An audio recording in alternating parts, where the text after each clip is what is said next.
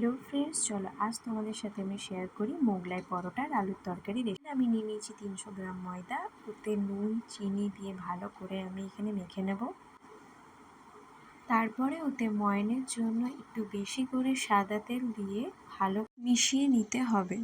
এরকম দলা পাকানো হয়ে এলে বুঝতে হবে যে ময়ন দেওয়া ভালোভাবে হয়ে গেছে।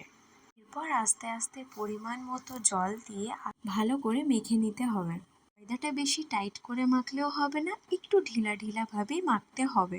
এরপর আমি বানিয়ে নেব আলুর তরকারি রেসিপিটা। প্রথমে কড়াই সর্ষের তেল দিয়ে ওতে জিরে, একটু পেঁয়াজ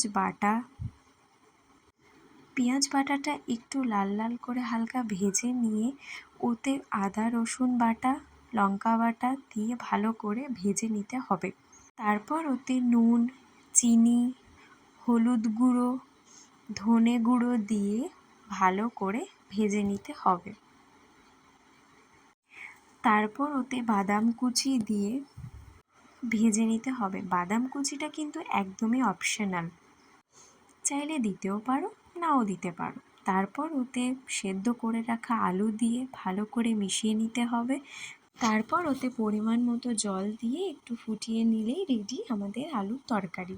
এরপর আমি বানিয়ে নেব মোগলাইয়ের পুরটা।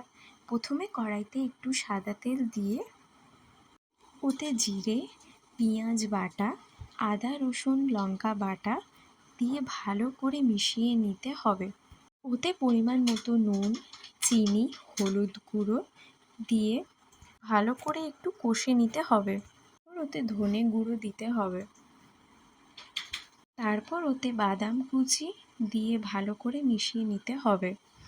তারপর ওতে বিস্কুট গুঁড়ো দিয়ে ভালো করে একটু মিশিয়ে নিলেই রেডি হচ্ছে আমাদের মোগলাইয়ের পুর।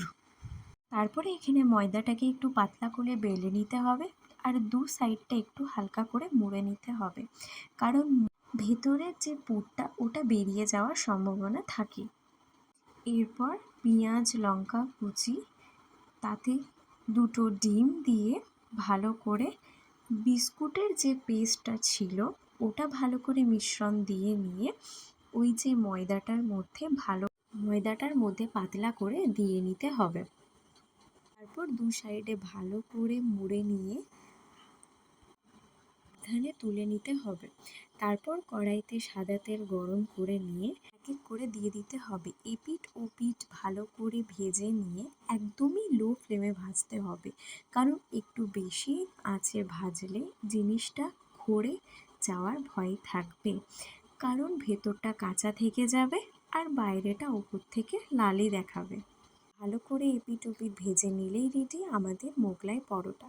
তারপর গরম গরম সার্ভ করুন মোগলাই পরোটা আর আলুর তরকারি রেসিপি।